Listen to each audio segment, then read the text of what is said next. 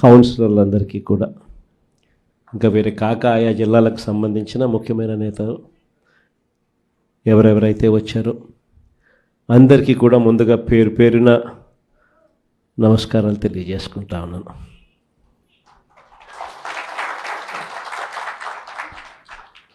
రాష్ట్రంలో ఇవాళ పరిస్థితులు ఎలా ఉన్నాయి అన్న సంగతి నాకన్నా కూడా మీకే బాగా తెలుసు.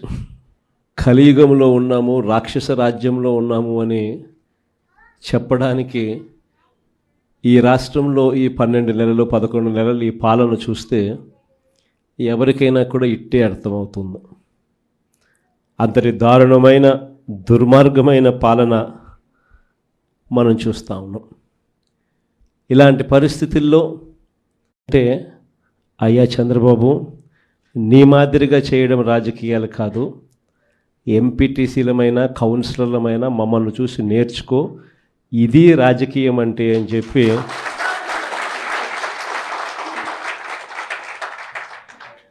విలువలు విశ్వసనీయతకు ఇది అద్దం పట్టే రాజకీయము అని చెప్పి చంద్రబాబు నాయుడు గారికి కూడా చూపించే గొప్ప తెగువతో ఇక్కడ ఉన్న కౌన్సిలర్లు కానీ ఎంపీటీసీలు కానీ అందరూ కూడా గొప్ప తెగువ చూపించారు.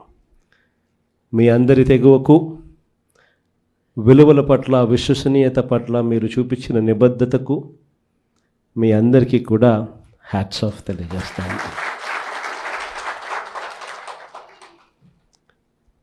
మన రాజకీయాలకు చంద్రబాబు రాజకీయాలకు మధ్య తేడా ఈ 12 నెలలు ఆయన పాలన చూస్తే చాలా తేడా కనిపిస్తుంది.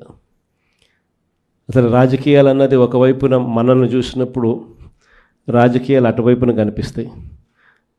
ఈ 12 నెలలు చంద్రబాబు నాయుడు రాజకీయాలు చూసినప్పుడు రాజకీయాలు ఇటువైపున కనిపిస్తాయి. ఇద్దరి మధ్య తేడా అంత ప్రస్ఫుటంగా కనిపిస్తూ ఉంది. మనమేమో మన రాజకీయ జీవితం అంతా కూడా, మన ప్రస్థానం అంతా కూడా ఎప్పుడూ కూడా ప్రజలు మనకు అధికారం ఇస్తేనే మనం తీసుకున్నాం. దొడ్డిదారిన వెన్నుపోట్లతోనూ మోసాలు చేసి ఏ రోజు కూడా మనం రాజకీయాలు చేయలేదు. మరోవైపున చంద్రబాబు నాయుడు చూస్తే ఆయన ప్రస్థానం అంతా కూడా స్టార్టింగే వెన్నుపోట్లతోనే స్టార్టింగ్.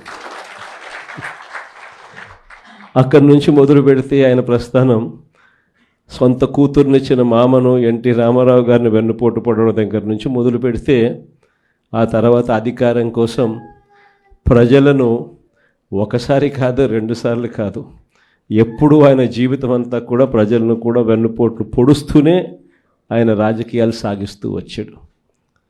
ఆశ్చర్యం కలిగించే విధంగా ఇద్దరి మధ్య తేడా కనిపిస్తుంది.